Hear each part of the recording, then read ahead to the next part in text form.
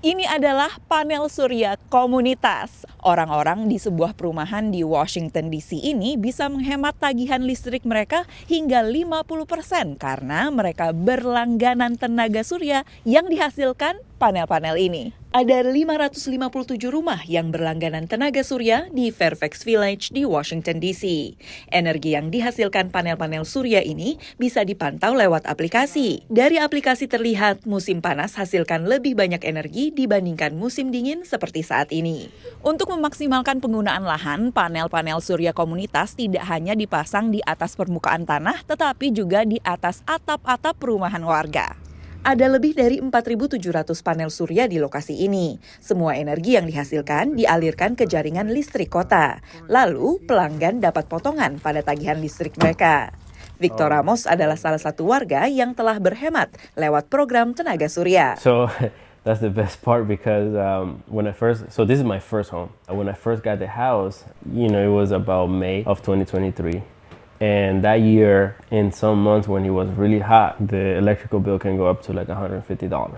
Kini, Victor kadang hanya bayar biaya administrasi pada tagihan listrik rumahnya sebesar $5 atau Rp81.000. Because the solar will basically extra produce during summer times.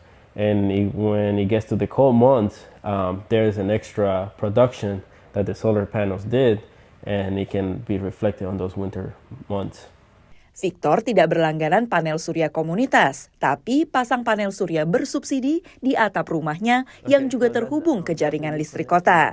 Kedua program itu adalah program pemerintah AS bernama Solar for All atau tenaga surya untuk semua. Ada sejumlah syarat untuk ikuti program ini.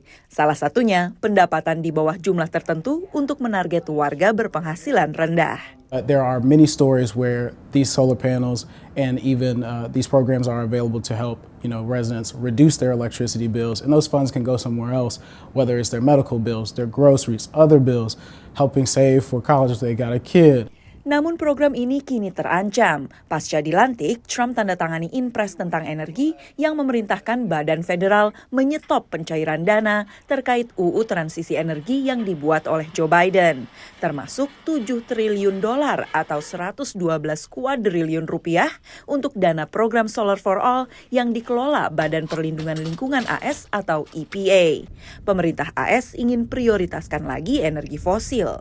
To further defeat inflation, my plan will terminate the Green New Deal, which I call the Green New Scam, greatest scam in history probably, a $10 trillion scam that we waste, we throw like throwing money right out the window.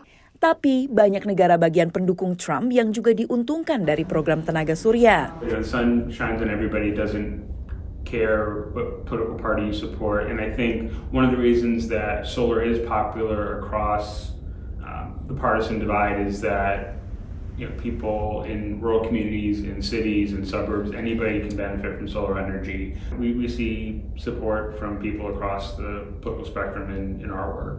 Setidaknya di Washington DC, program Solar for All memiliki sumber dana lain selain dari pemerintah federal, termasuk dana pemerintah kota. Dari Washington DC, Valdia Baraputri, Nabila Ganinda, dan tim VOA.